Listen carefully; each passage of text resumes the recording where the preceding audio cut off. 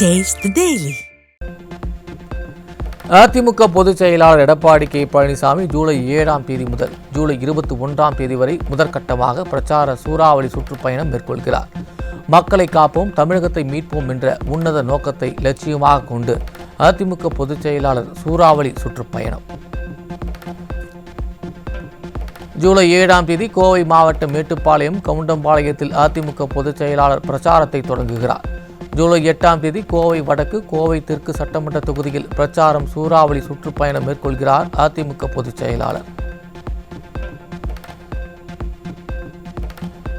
ஜூலை 10ஆம் தேதி விழுப்புரம், விக்கிரவாண்டி, திண்டிவனம் சட்டமன்ற தொகுதிகளில் பொதுச் செயலாளர் பிரச்சார சுற்றுப்பயணம் செய்கிறார். ஜூலை 11ஆம் தேதி விழுப்புரம் மாவட்டம் வானூர், மயிலம், செஞ்சி சட்டமன்ற தொகுதிகளில் பொதுச் செயலாளர் சூறாவளி பிரச்சார சுற்றுப்பயணம் மேற்கொள்கிறார். ஜூலை 12ஆம் தேதி கடலூர், பண்ருட்டி, நெய்வேலி சட்டமன்ற தொகுதிகளில் அதிமுக பொதுச் செயலாளர் சூறாவளி பிரச்சாரம் மேற்கொள்கிறார். ஜூலை 14ஆம் தேதி குறிஞ்சிப்பாடி, புவனகிரி, சிதம்பரம் சட்டமன்ற தொகுதிகளில் கழக பொதுச் செயலாளர் பிரச்சார சுற்றுப்பயணம். ஜூலை 15ஆம் தேதி மயிலாடுதுறை மாவட்டம் சீர்காழி, பூம்புகார், மயிலாடுதுறை சட்டமன்ற தொகுதிகளில் அதிமுக பொதுச் செயலாளர் சூறாவளி பிரச்சாரம். ஜூலை 16ஆம் தேதி நாகை மாவட்டம் கீழ்வேலூர் தொகுதியிலும், ஜூலை 17ஆம் தேதி நாகை, வேதாரண்யம் தொகுதியிலும் அதிமுக பொதுச் செயலாளர் எடப்பாடி கே பழனிசாமி பிரச்சார சூறாவளி சுற்றுப்பயணம். ஜூலை 16ஆம் தேதி திருவாரூர் மாவட்டம் நன்னியிலும், திருவாரூர் தொகுதியிலும், ஜூலை 17ஆம் தேதி திருவாரூர் மாவட்டம் திருத்துறைப்பூண்டி தொகுதியிலும் அதிமுக பொதுச் செயலாளர் சூறாவளி சுற்றுப்பயணம். ஜூலை 18ஆம் தேதி திருவாரூர் மாவட்டம் மன்னார்குடி தொகுதியிலும் அதிமுக பொதுச் செயலாளர் பிரச்சார சூறாவளி சுற்றுப்பயணம் மேற்கொள்கிறார். ஜூலை 18ஆம் தேதி தஞ்சை கிழக்கு மாவட்டம் திருவிடைமருதூர், கும்பகோணம் தொகுதியிலும், ஜூலை 19ஆம் தேதி தஞ்சை மாவட்டம் பாபநாசம், தஞ்சை, திருவையாறு தொகுதியிலும் அதிமுக பொதுச் செயலாளர் சூறாவளி பிரச்சாரம். ஜூலை 21ஆம் தேதி தஞ்சை மாவட்டம் ஒரத்தநாடு, பட்டுக்கோட்டை, பேராவூரணி தொகுதியில் அதிமுக பொதுச் செயலாளர் பிரச்சார சூறாவளி சுற்றுப்பயணம் மேற்கொள்கிறார். மக்களின் அடிப்படை தேவைகளை நிறைவேற்றாத கும்பகோணம் மாநகராட்சி நிர்வாகத்தை கண்டித்து ஜூலை 4ஆம் தேதி மாபெரும் கண்டன ஆர்ப்பாட்டம். தஞ்சாவூர் கிழக்கு மாவட்ட கழகத்தின் சார்பில் மாபெரும் கண்டன ஆர்ப்பாட்டம் நடைபெறும் என அதிமுக பொதுச் செயலாளர் அறிவிப்பு. கோவை புறநகர் தெற்கு, புறநகர் வடக்கு மாநகர் மாவட்ட கழக நிர்வாகிகளுடன் அதிமுக தலைமை நிலைய செயலாளரும் முன்னாள் அமைச்சருமான SP வேலுமணி ஆலோசனை. சட்டமன்ற தேர்தலில் அதிமுக வெற்றி பெற ஆற்ற வேண்டிய பணிகள் குறித்து கழக நிர்வாகிகளுக்கு ஆலோசனை. அனைத்துலக எம்ஜிஆர் மன்ற இணை செயலாளர் பொறுப்பிலிருந்து முன்னாள் MLA புரசை VS பாபு விடுவிக்கப்பட்டு வடசென்னை வடக்கு மேற்கு மாவட்ட கழக செயலாளராக நியமனம். வடசென்னை வடக்கு மேற்கு மாவட்ட கழக செயலாளர் பொறுப்பிலிருந்து முன்னாள் MP TG வெங்கடேஷ் பாபு விடுவிக்கப்பட்டு கழக அமைப்பு செயலாளராக நியமனம் செய்து அதிமுக பொதுச் செயலாளர் அறிவிப்பு. கன்னியாகுமரி மேற்கு மாவட்ட கழக செயலாளர் பொறுப்பிலிருந்து T ஜான் தங்கம் விடுவிக்கப்பட்டு அதிமுக அமைப்பு செயலாளராக D ஜான் தங்கம் நியமனம். திருவட்டார் மேற்கு ஒன்றிய கழக செயலாளர் பொறுப்பிலிருந்து R ஜெயசுதர்ஷன் விடுவிக்கப்பட்டு கன்னியாகுமரி மேற்கு மாவட்ட கழக செயலாளராக நியமனம் செய்து அதிமுக பொதுச் செயலாளர் அறிவிப்பு. கோவை மாநகராட்சி நிர்வாகத்தை கண்டித்து அதிமுக மாமன்ற உறுப்பினர்கள் போராட்டம். திருநட்ட ஸ்டாலின் ஆட்சியில் மாநகராட்சி உள் விளையாட்டு அரங்கங்களை பணம் சம்பாதிக்கும் நோக்குடன் டெண்டர் விடுவதற்கு கடும் கண்டனம் தெரிவித்து அதிமுக கவுன்சிலர்கள் முழக்கம்.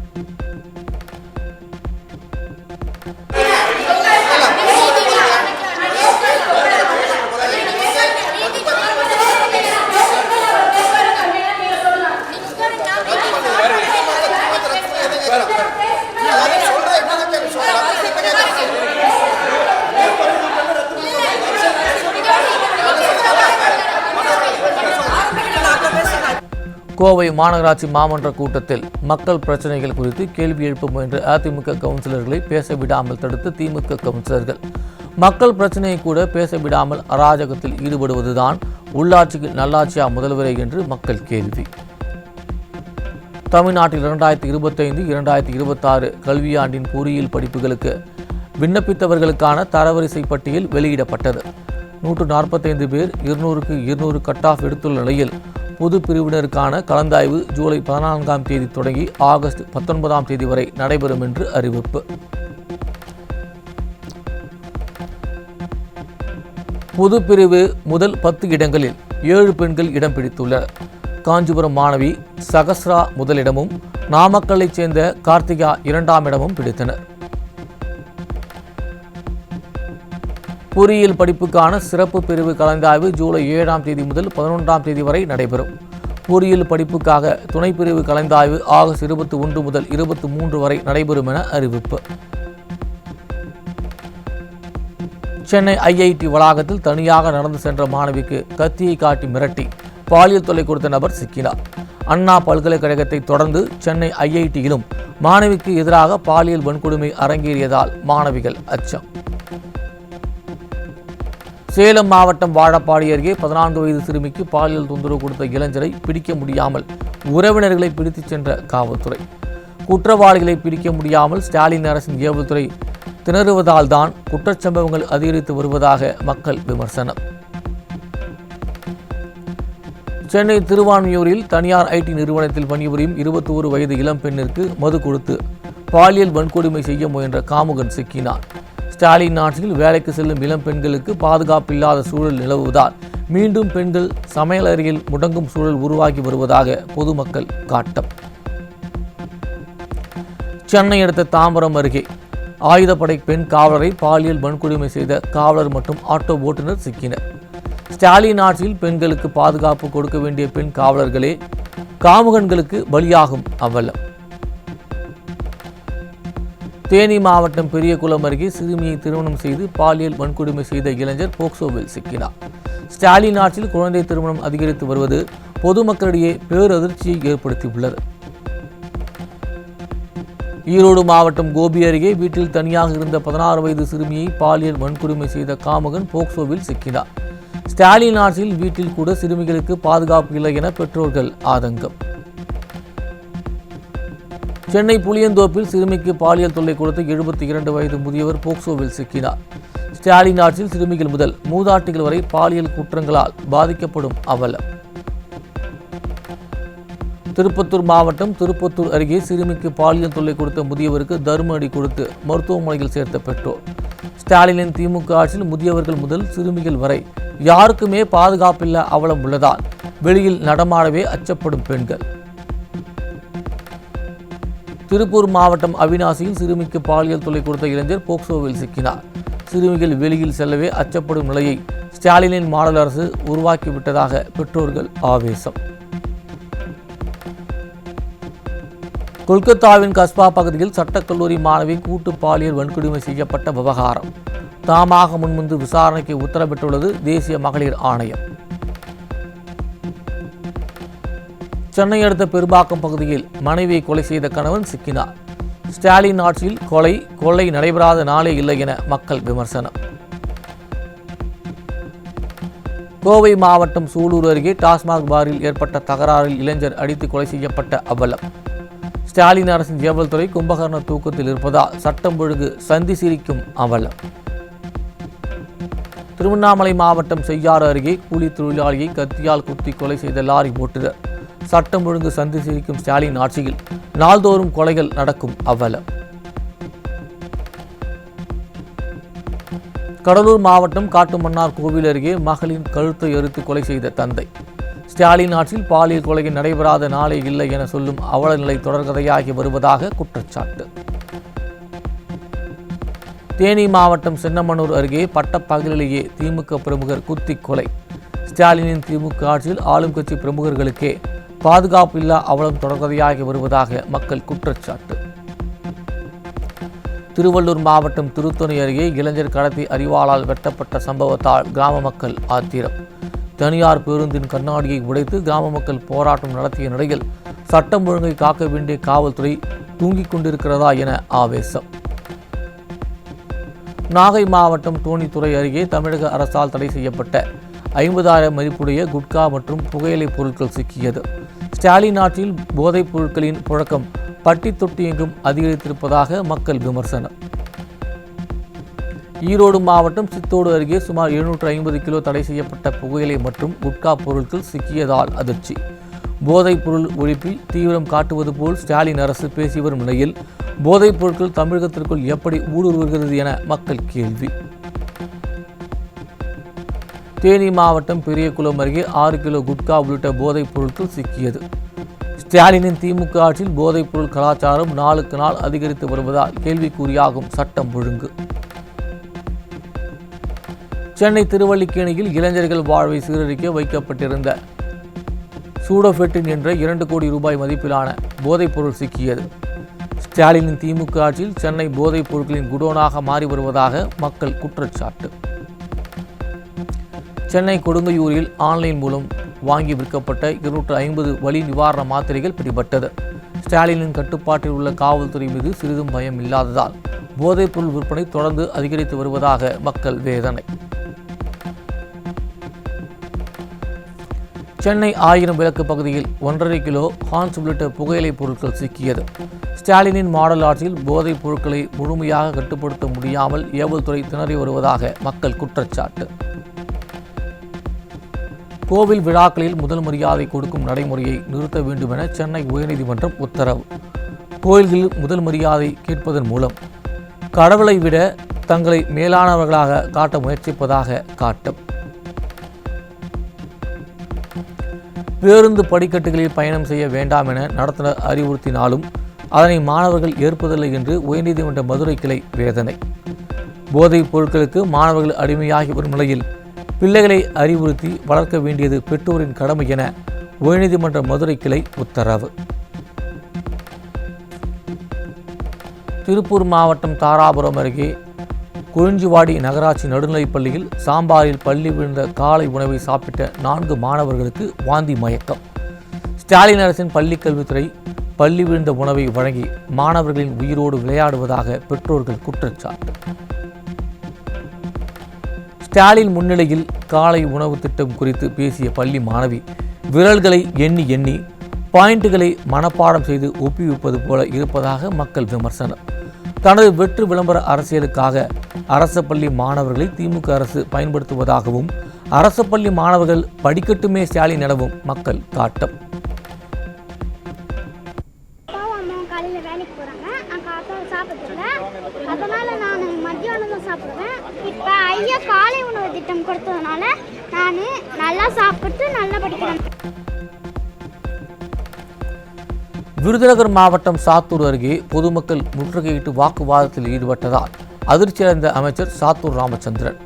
ஓசி பஸ் என அமைச்சர்கள் விமர்சனம் செய்கிறீர்கள், ஆனால் அந்த பேருந்து எங்களை ஏற்றாமல் செல்கிறது எனவும் கிராமத்தில் அடிப்படை வசதியே இல்லை எனவும் அமைச்சரிடம் பெண்கள் ஆவேசம். சாக்கடை தண்ணி எங்க வீட்டுக்கு வருது, எங்க சாக்கடை தண்ணி அவங்க வீட்டுக்கு போகுது. அதனால டெய்லி பிரச்சனை நடக்குது. அதை தயவு செய்து செஞ்சு கொடுக்கணும். இந்த காலனியில அந்த காலனில ஒரு வாரம் ஓட்டு பராமரிக்கவே இல்லை சார். ஓட்டு இருந்து இன்னும் அல்லவே இல்லை, அப்படி இடத்துக்கு போகுது சார். ஆத்து தண்ணி மேல ஏறிடுது. ஆத்து இருக்குல்ல, இந்த ஆத்து தண்ணி மேல ஏறிடுது. ரொம்ப தண்ணி வரும்போது மக்களுக்கு பாதிக்கிறாங்க.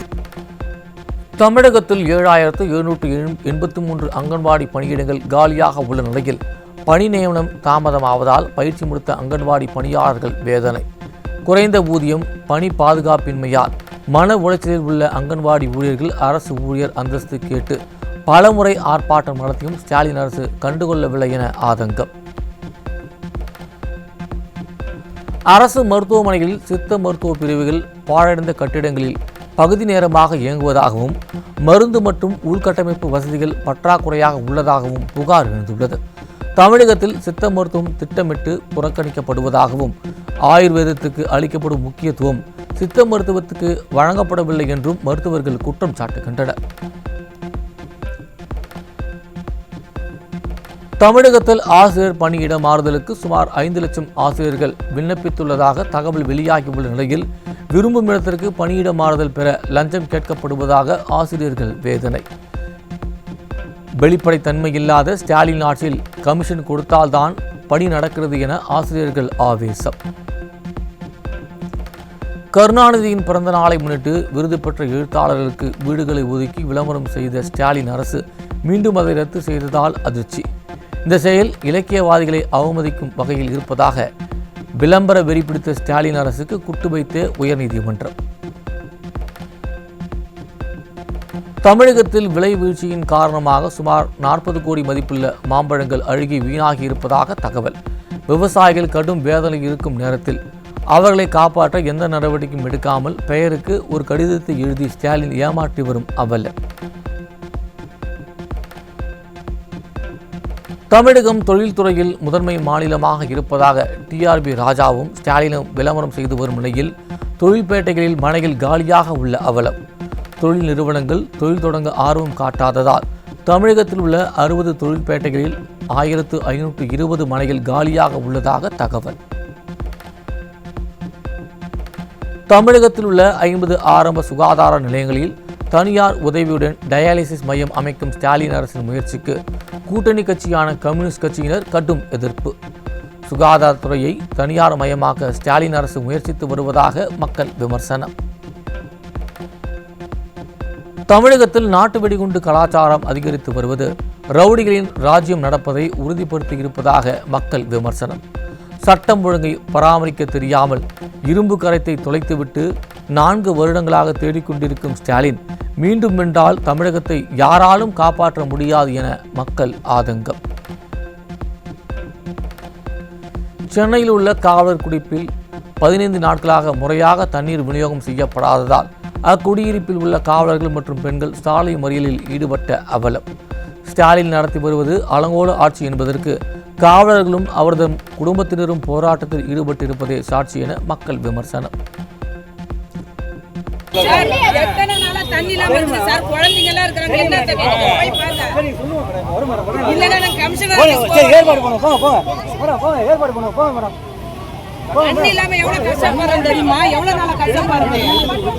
தருமபுரி மாவட்டம் ஒகேனக்கல் காவிரி ஆற்றில் நீர்வரத்து 70,000 கன அடியில் இருந்து 78,000 கன அடியாக அதிகரிப்பு.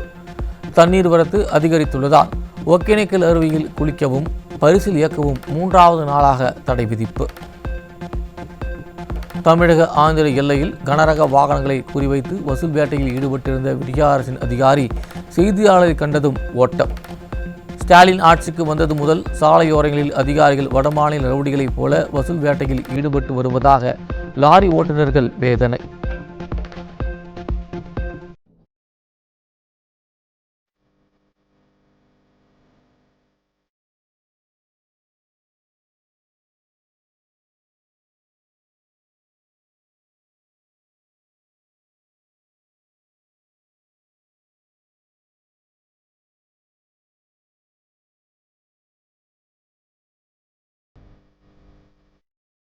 காஞ்சிபுரம் மாவட்டம் உத்தரமேரூர் அருகே கட்டுப்பாட்டை இழந்த அரசு பேருந்து மோதி 2 பலியான பரிதாபம். ஸ்டாலின் அரசு ஓட்டை உடைசல் பேருந்துகளை இயக்கி உயிரை காவு வாங்குவதாக பொதுமக்கள் காட்டம். திருவள்ளூர் மாவட்டம் பழவேற்காடு பகுதியில் காலநிலை மாற்றம் மாசுபாடு காரணமாக கடலுக்கு சென்ற மீனவர்கள் வெறும் கையுடன் திரும்புவதாக வேதனை. மீன்வரத்து குறைவாக இருப்பதால் வாழ்வாதாரம் கடுமையாக பாதிக்கப்படுவதாக கூறும் மீனவர்கள் ஸ்டாலின் அரசு உதவ முன்வர வேண்டுமென கோரிக்கை. திண்டுக்கல் மாவட்டம் வேடச்சந்தூர் அருகே அரசு பள்ளி சமையல் கூடத்தில் கேஸ் சிலிண்டர் வெடித்ததில் சுவரிடிந்து விழுந்ததால் பரபரப்பு.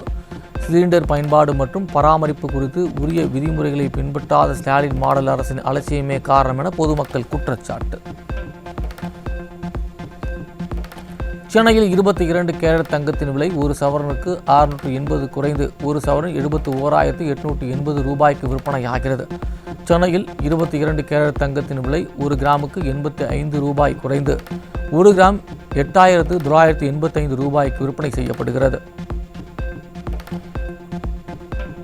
வருகின்ற 3ஆம் தேதி வரை தமிழகத்தில் ஓரிரு இடங்களிலும் புதுவை காரைக்கால் பகுதிகளிலும் லேசானது முதல் மிதமான மழை பெய்ய வாய்ப்பு. ஜூன் 28ஆம் தேதி கோவை மாவட்ட மலைப்பகுதிகள் மற்றும் நீலகிரி மாவட்டத்தில் சில இடங்களில் கனமழைக்கு வாய்ப்புள்ளதாகவும் வானிலை ஆய்வு மையம் எச்சரிக்கை. தமிழ்நாட்டில் 8 இடங்களில் 100 டிகிரி ஃபாரன்ஹீட்டுக்கு மேல் வெயில் கொளுத்தியதால் மக்கள் கடும் அவதி. தமிழ்நாட்டில் அதிகபட்சமாக மதுரை விமான நிலையத்தில் 104 டிகிரி ஃபாரன்ஹீட் வெயில் பதிவானதாக வானிலை ஆய்வு மையம் தகவல்.